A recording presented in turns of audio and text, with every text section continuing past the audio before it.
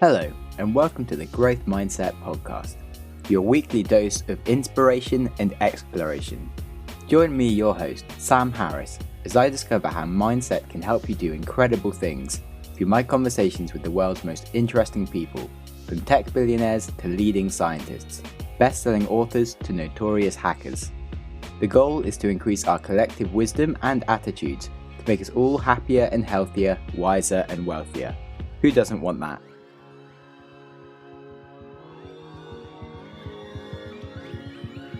Hello, and welcome to the 2019 update with Sam Harris. That's me. So, today I'm going to be doing a podcast by myself, and I don't really like talking about myself, but this is really more of a podcast about lessons and life and how to deal with things.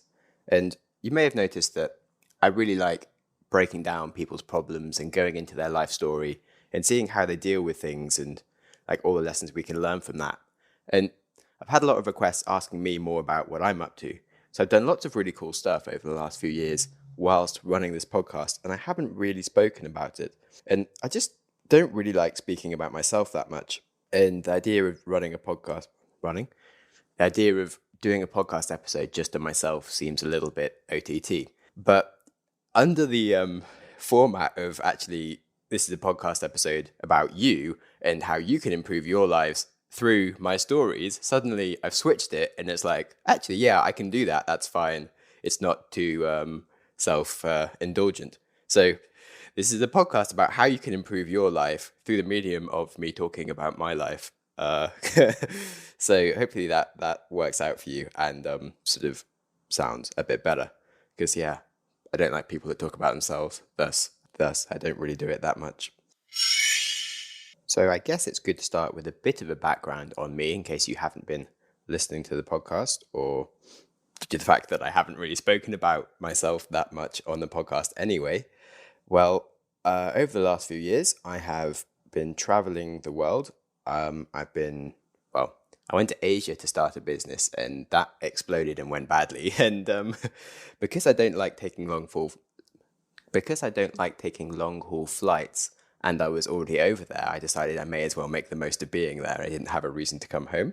So I traveled around Asia. I went to North Korea, India, doing like meditation retreats. I went to Thailand for like kickboxing retreats. I went to Australia to live with my sister for a bit because I hadn't seen her in a while. And then I went to Tasmania for a month to live with hippies in the woods. And at the same time, I was running a development agency, which allowed me to work remotely and get other people to build tech for people that needed tech. And I somehow was making money at the same time as running around, having a nice life and starting a podcast.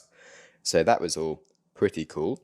Then more recently, I moved to London and helped a friend build a startup in marketing, which was a lot of lessons in marketing, but I guess the bigger meta lesson of the fact that I don't really like helping people just do marketing for no real reason as such. I don't really like doing sales, and I more need to have a bigger purpose for what I'm doing.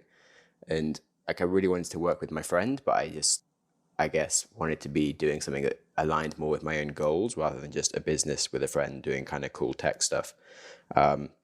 So I left that after 6 months and decided that this year I was working only on my own things, which is a really cool thing to decide, except for I spent 6 months mainly trying to work on my writing, I guess, which became quite difficult because I'd never really done writing before. And as a younger person at school, I basically failed everything when it came to English, and things like writing was hugely difficult for me.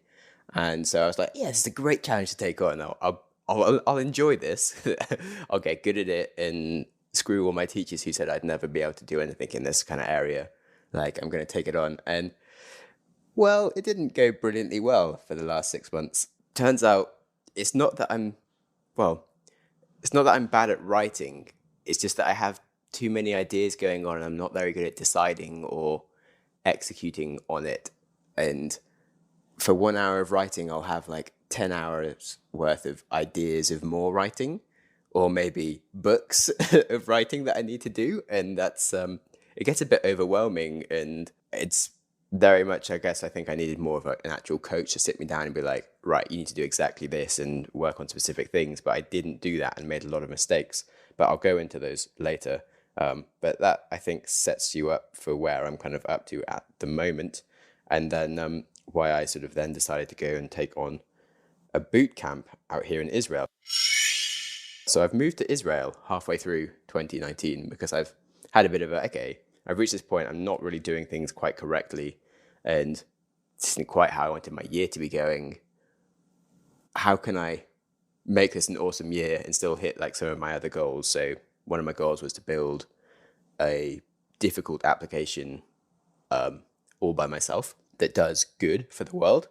And instead of making the mistakes that I'd made with the writing, I figured, well, okay, actually I need more coaching on this. I'll do a proper boot camp.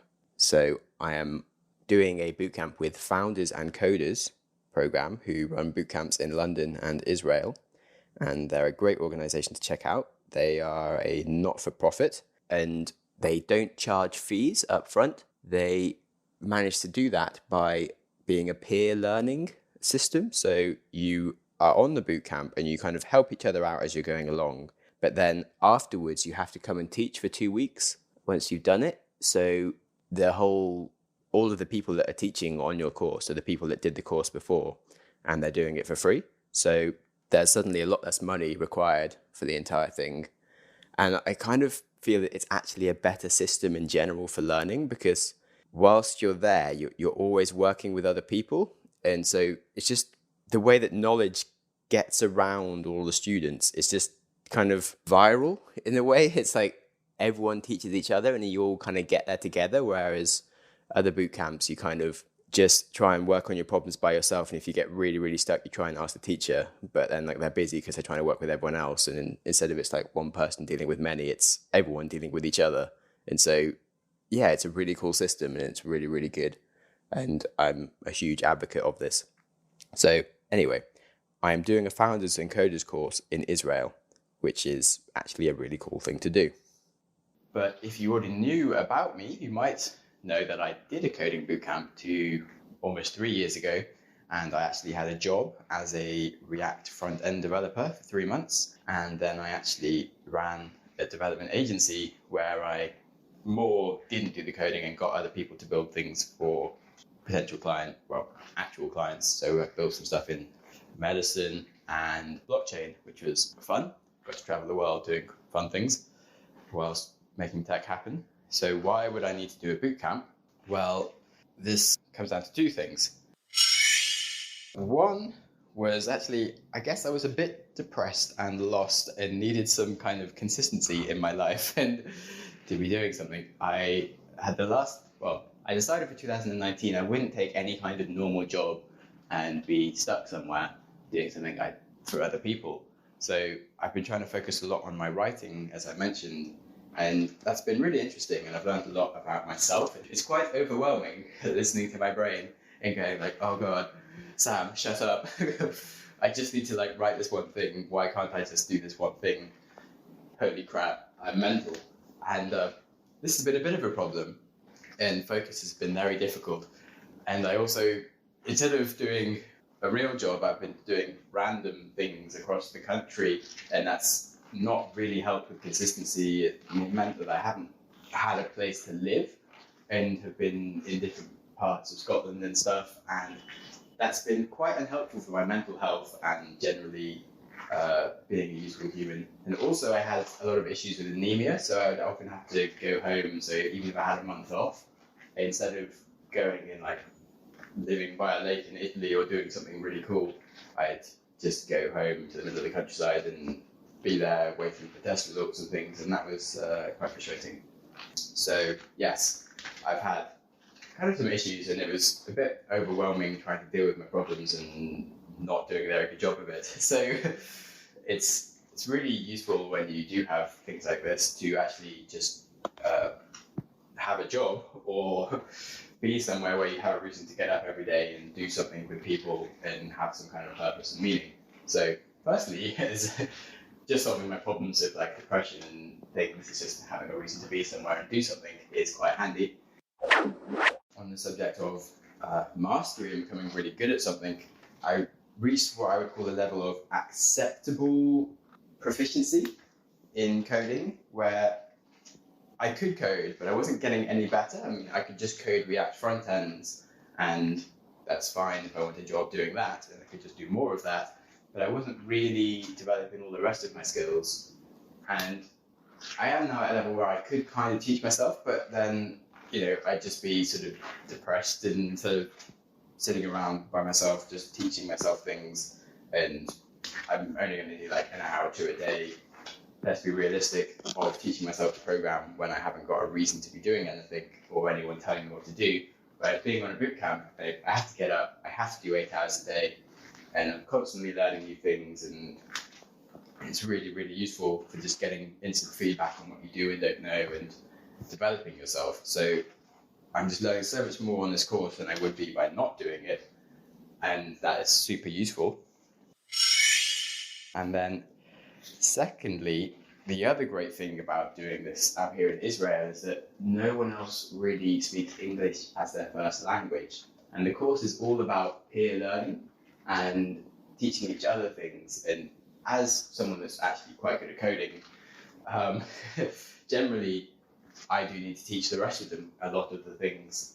And so it's very hard trying to teach someone whose English isn't their first language and they don't have any experience in coding, trying to teach them things that they don't understand is immensely difficult. Trying to put thoughts that were in my head and I kind of understand, but it's sort of slightly unstructured and they're just like vague, right, this is kind of how you solve this. I can't just say that to them and like leave them with it. I have to really organize my thoughts into like really nice, logical, clear pieces of information that like they can actually understand and grasp. And so it's been really, really useful to help my own abilities of explaining things and tying these concepts together into proper packages in my own mind to actually be able to explain to other people. So it's helping my own learning of the code information that I'm trying to take in and master, and it's helping my abilities of explaining things better, challenging how well I really understand things to deliver them usefully to the rest of the world, which I think is going to be really useful for the podcast in terms of when I have thoughts that I want to share with you, I'll actually be able to explain myself more clearly, and hopefully I'm mastering 2 skills at once by being on this program. So yeah, that's really, really interesting. And then the fact that I've never really been to Israel before, like I said, it was something I need to explain. The course runs in London as well, and being out here in Israel is just something that is immensely more fascinating. When life gives you sort of 2 options, you should kind of go for the crazy one wherever possible, and this gives you a bit of a life story to tell and have and just know a lot more about things. I've lived in London plenty of times. I don't need another 3 months of remembering London as much as having 3 months of what life is like out here in Israel is really interesting. And it's funny being on the course of people who are like 20 to 25 and they don't really drink and like they're mostly virgins or they are married and have kids, and it's just like, what? This is nothing like the society I come from. And yeah, it's really fascinating being out here with these people. They have no clue about climate change, which is a bit of a challenge every day to not scream at people when they like use plastic for things, and just like, oh, well, okay, need to rethink how I talk about this to people, because yeah, they just don't have a society where they're even aware of this. And then the whole Arab community is kind of oppressed, and the whole Palestine issue and things that I don't really know about is quite fascinating to learn. And the actual bootcamp I'm on is for helping Arabs and women get into tech out here, which is a very Jewish, male-dominated society. So yeah, that's quite fascinating to be around a bunch of cool ladies and a bit of a odd white guy. I stick out a lot in any photos. But yeah, I'm sure you'll get to see some of those. But it's been a lot of fun, and it's definitely helping me overcome depression and learn about myself and life and code. So yeah, some cool principles there of solving your problems. And another thing, when you do focus on like your current problem, you can actually like let it kind of overcome you, and it just becomes worse. So if you think about when you're writing in an exam and you might get stuck on like number 2, you can be stuck on number 2 for the rest of the exam if you just sit there and like try and battle that question. Whereas you can just go on to question 3 and question 4 and solve other problems, and by the time you get to question 8, the answer to question 2 will suddenly just arrive in your brain. And that's kind of what I'm doing with the writing issue of, okay, I'm maybe trying to deal with this head on and could be doing a much better job of it if I wasn't dealing with it head on, and just going and doing other things and solving problems, working with cool people is just stimulating lots more ideas of how to approach what I'm doing. And suddenly I am actually getting up 2 hours early every day and writing consistently, and I'm having a deadline that I have to try and stick to and actually make stuff happen in. And so my writing is getting better and more productive by going and not focusing on the writing as much. So that's a really good life principle when you aren't doing what you want to do so well. Then another principle I've actually had from being out here, like just recently, this one girl she's just been really like torn up about whether she should be on the course, and like every day she spends so much time like in frustration, wondering whether she should even be doing it, and like, oh, I didn't get this one thing, shit, I shouldn't be here, oh god, this is awful. And then she gets something else like, oh yeah, I'm not stupid, this is fine, doesn't matter. And then she'll spend on like worrying about something else, and she's just in a lot of pain and frustration, and she's constantly judging everything she's learning as to whether it's useful and she should be here. And it's a bit worrying for me every time I talk to her that I might like say something that makes her feel stupid and that she shouldn't be here, and I can't relax around her, and it's quite frustrating for me and for her and everyone. But it's sort of bonkers because she's putting so much energy and time into trying to decide if she should be here when she could just be here and enjoy herself and put her energy and her time and brain power into trying to solve the problems that she isn't understanding, or just being relaxed and being like happy about the fact that she's learning a lot of things, and some things are going over her head, but by the end of it she'll be much better and she can like carry on with it afterwards.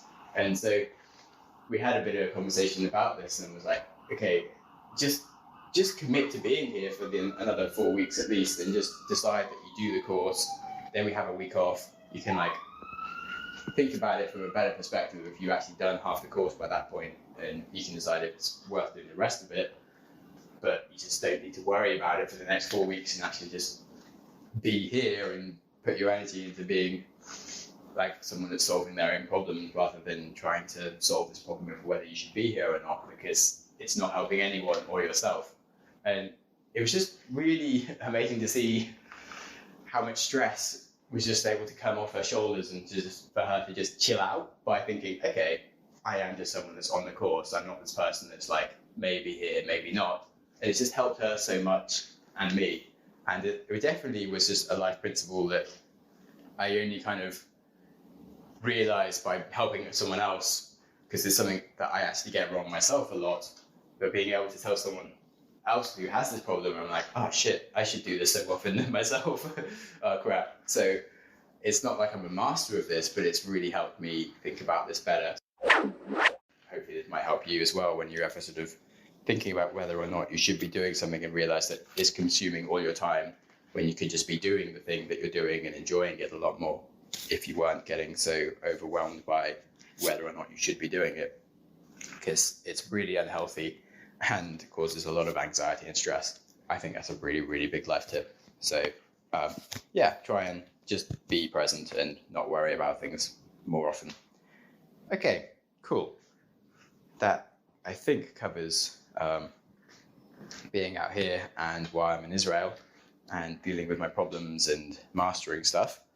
So some life principles. I'm delighted to announce that I have a sponsor today called Care/of, who I'll refer to as Care of from now on. They help you hit your health and wellness goals by using science and sustainable practices, which are my favourite things. So whether you're looking for energy, better sleep, trying to maintain stress, or something else, to help you feel your healthiest, Care of can really give you a boost this season. How? Their fun online quiz asks you about your diet, health goals, and lifestyle choices, and it only takes 5 minutes to find out your personal, scientifically backed vitamin and supplement recommendations. And it really doesn't take that long. And it can just be hard to know what vitamins or supplements you should be taking, but Care of makes it easy to find out what you specifically need. And then, in one monthly delivery, they supply all your daily vitamin and supplement needs customized to your recommendations. So you only get to take what you actually need. Now, Care of makes sure that what you're putting into your body comes from the best sources, backed by honest guidance and transparency, and it's all available on their website. And what I really, really like is that they are using sustainable packaging. So their vitamin packets are made using compostable plant-based film that meets safety standards, so vitamins are kept fresh and it's all better for the environment.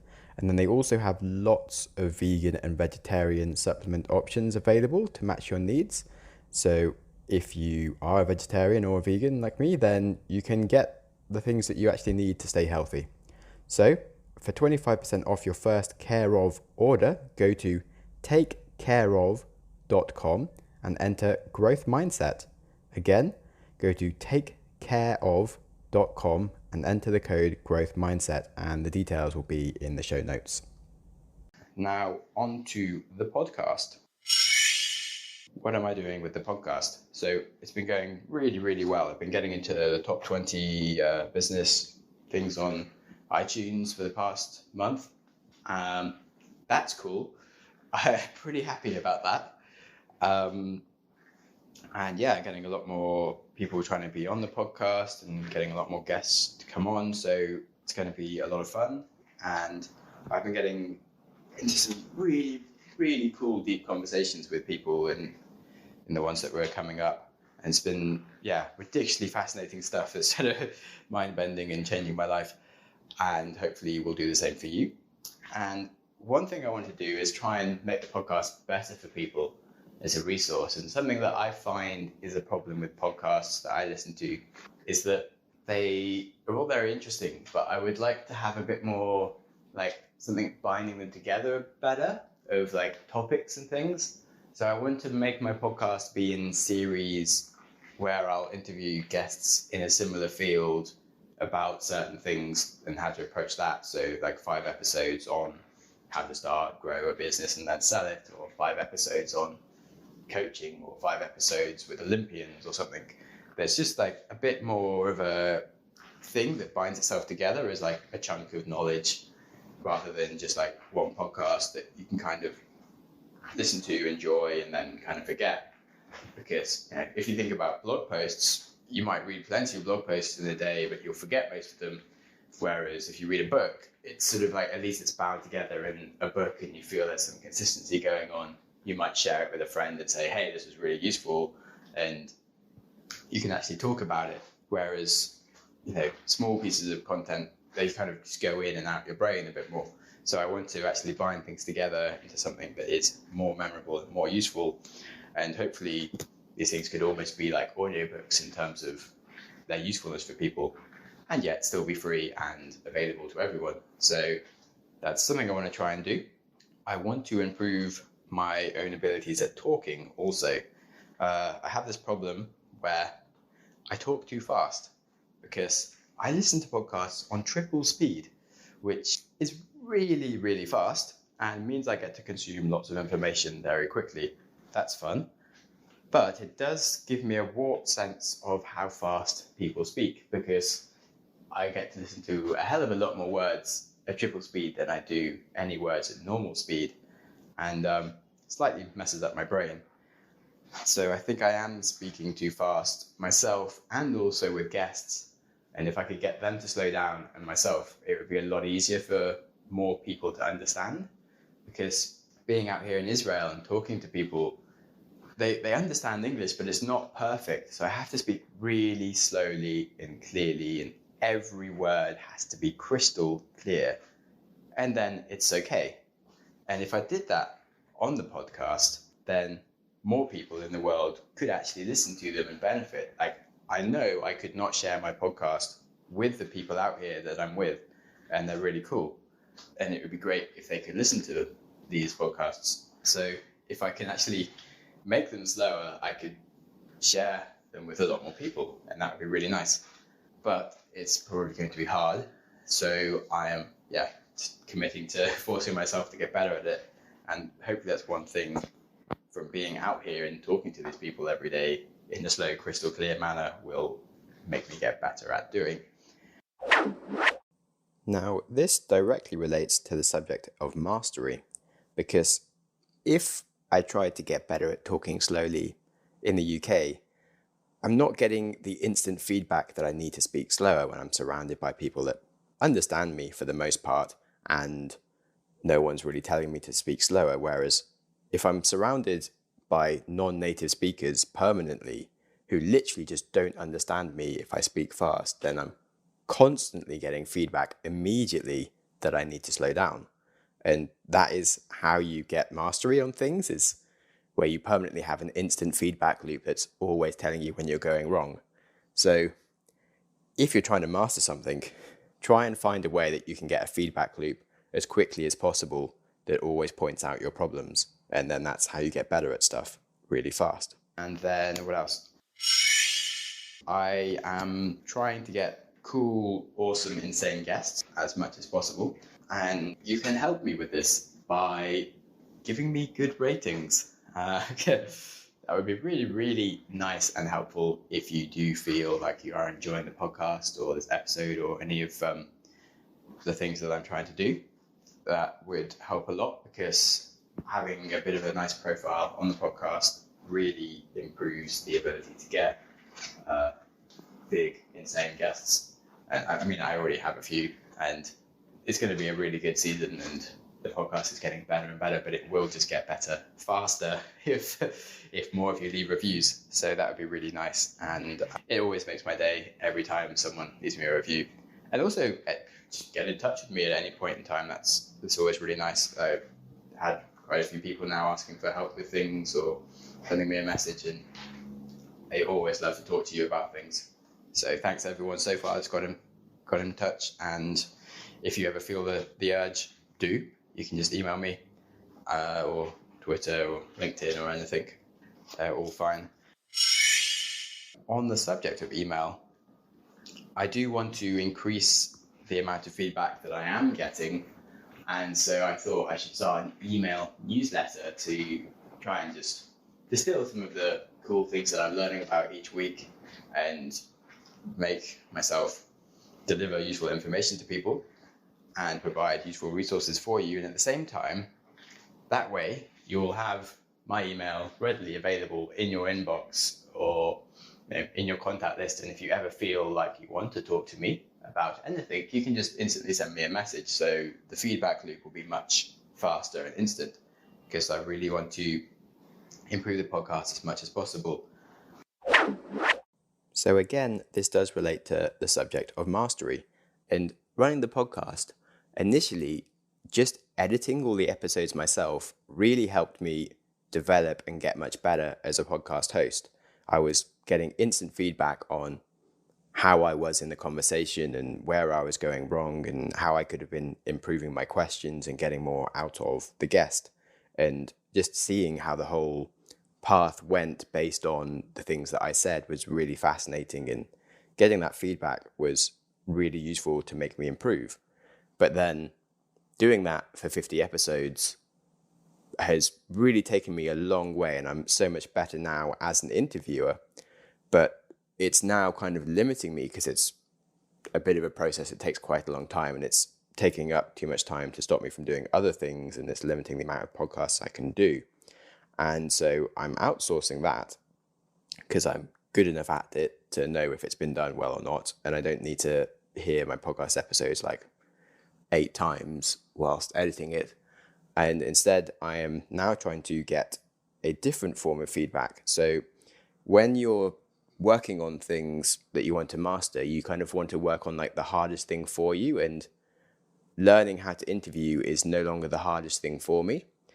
I think what's going to really advance the podcast is getting feedback from you guys, which is not something I've been doing. I've just been trying to work it all out by myself, and I haven't focused on talking to you. So instead, having an email newsletter where I'm actually reaching out to you and giving you useful advice on things, but you can also give me feedback at any point, and there'll be like a form link where you can fill in details, or you can just reply and be like, Sam, this is really stupid, or I wish you could do this on the podcast, it would make it so much better. Then I'll actually have feedback from people telling me what to do. And that is, I think, going to be the next step in making the podcast more awesome, or at least one of them. And so, yes, that's why I'm starting a newsletter. So I will start an email newsletter, and you can sign up on the website, or I'll try and put a link in this description. So some principles to apply to your own life. As I mentioned, the email list is just a general way to get mastery of something, if it means that you can get more feedback on it. And then in general, it does just seem to be regarded as one of the best ways to grow an audience that you're actually in touch with and that like you, if you do it well. And so again, that's another thing to actually get better at, is learning how to do a good email list. And it should be something that's just really useful for my life. But it's something I've always not wanted to do, because I hate email. The more emails I get, the more problems I have, and it just takes up my time. So the idea of running an email list just seems highly ironic and disgusting, and I would never want to do it. But I've logicked my way into it by saying, okay, what if I provide resources up front to help people have less email in their inbox and to have more control over it? So I guess that's what I'm going to do, is I'm going to start by sending you details of how to have less problems with your email, and hopefully this helps you. And if you sign up to my email list, you'll have more time in your day and you'll be less stuck in your inbox. And so I think that's actually a really good thing to do for humanity, and that it will help you. So that's what I'm doing, and it allows me to do something that I didn't want to do otherwise. And my fixed mindset belief of, oh, I can never start an email list, is now a growth mindset belief of, oh yeah, I can do this and help people have less email at the same time. And I've switched it around and it makes more sense. So I can now live with myself by starting an email list and giving myself more things to do, sure, but I think it will be useful and help with my writing and other skills. So yes, if you're ever stuck in a situation where you want to do something because it's going to benefit you, but you feel like it's bad for some reason, try and find a way to make it good. And you probably can if you think about it, instead of just assuming that you can't do it, which is kind of what I did, which is a bit stupid when you think about it. So that would be really nice if you want to hear some cool things and learn about the world. And then lastly, also my Patreon. I haven't really focused on it. I just haven't known what's been the best useful thing for you to get from me. And it seems wrong to lock away content that I'm creating just to people that can like afford to pay. So I don't really want to do that and give like extra stuff, but I do want to be useful on my Patreon at the same time. So it's a confusing dilemma, really. So I was thinking I would just try and ask you guys what you want me to do on a Patreon and what you might sort of pay for or not. So yeah, maybe I've had a few people kind of ask for coaching and things, and I'm happy to do like monthly sessions on. Everyone can get involved, and perhaps the first time you sign up, I'll give you a session. We can set some goals for the year and things, and that can be fun. Happy to talk to anyone that signs up on the Patreon. So yeah, if you're interested in some coaching, or I don't know what else I could do, but anything, I'm open to ideas. Then yeah, get onto the Patreon and we'll try and work something out, and that would be fun. Cool. And on that note, I think I've covered everything. Just a bit more info, I think, on the coding bootcamp stuff. You can find out more details about the coding bootcamp at foundersandcoders.com, I think. It might be foundersandcoders.org, but the link will be in the show notes regardless. And yeah, it's a really good bootcamp and the best way to learn, I feel. So definitely check it out. If you feel like you want to learn to code, I would say it's a great decision in life. Helps you think about lots of other things really well, and it's a useful skill regardless of what you're doing. And the coding bootcamps in London and Israel are completely free. So that's really nice. if you do the one in London, they do want you to try and take a job through them afterwards. So you need to be able to work in the UK. That way they can carry on sustaining themselves because they take a recruitment fee. If you do the one in Israel, it's completely free, but there is only 3 international students a course. So they're both quite hard to get onto, but they are amazing and possibly the best courses you could do. And regardless, it's worth trying to get onto them anyway, because you have to do prerequisites and you have to learn some of the basics of coding yourself before you can get on. And these are essentially the best things you can do before you do any bootcamp, is to learn the fundamentals, because that way, when you do start the bootcamp, you just have all the basics down and you have like this foundation of knowledge to grow from. Whereas if you don't learn the basics before you start a bootcamp, you'll just spend like months in frustration and not being able to learn things. And all this stuff will go over your head and you'll waste your time and your money. And there's a lot of boot camps that sell like 0 to hero things, and it's just bollocks.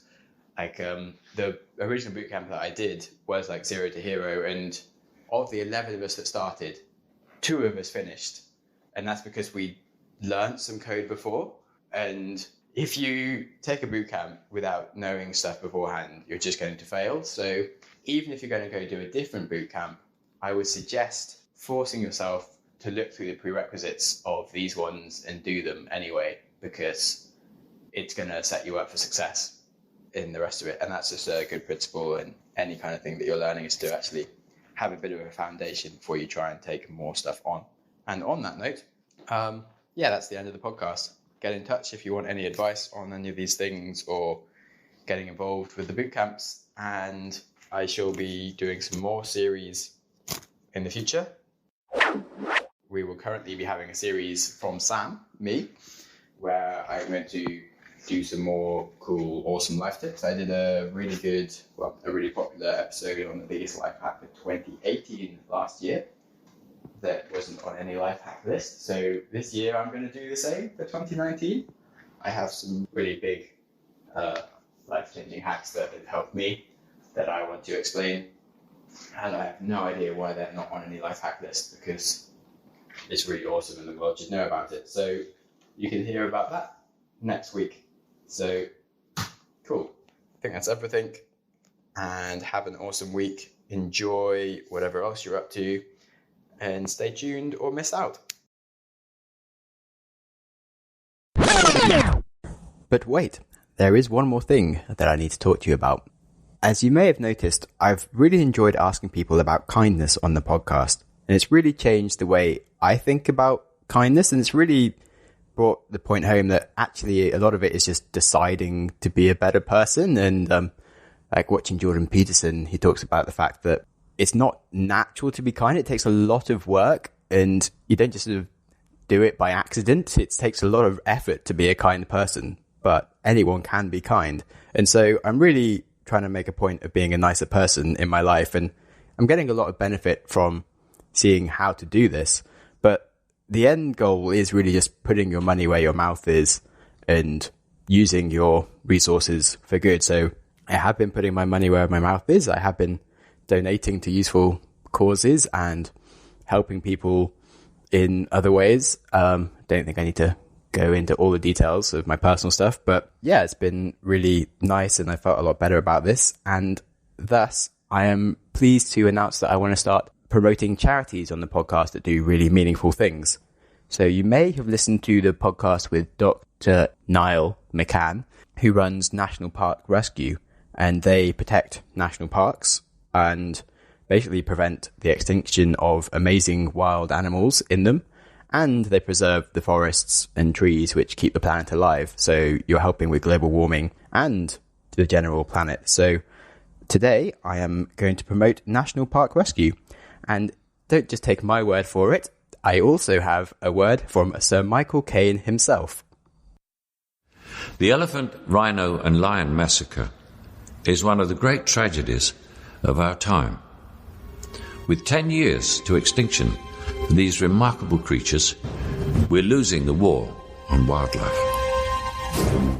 National Park Rescue success with direct action operations brings hope to a dire situation. Please join me in supporting their important work. Thank you. So, on that rather alarming message, it is now the end of the podcast, and I hope that has inspired you to take some more ownership of who you are in the world and what kind of person you want to be, and that you're encouraged to head over to National Park Rescue and donate. And it was lovely to have Michael Caine on the podcast. So that was nice and cool. Have a lovely week. You've just listened to an episode of the Growth Mindset podcast. If you enjoyed the show, please subscribe on your preferred app and give me a good rating, as these go a really long way. If you are unable to give good feedback right now, try sharing the show with a friend who will, or just wait for the show to improve. If you have any ideas for the show, or you just want to chat, then please reach out to me on Twitter @SamHarrisTweets or Instagram @SamJamSnaps. Show notes and other links to topics discussed in the episodes are available at the website growthmindsetpodcast.com. Thanks so much for listening. Give yourself a big hug from me. If you're with a friend, give them a hug as well. And I hope you enjoy your next podcast.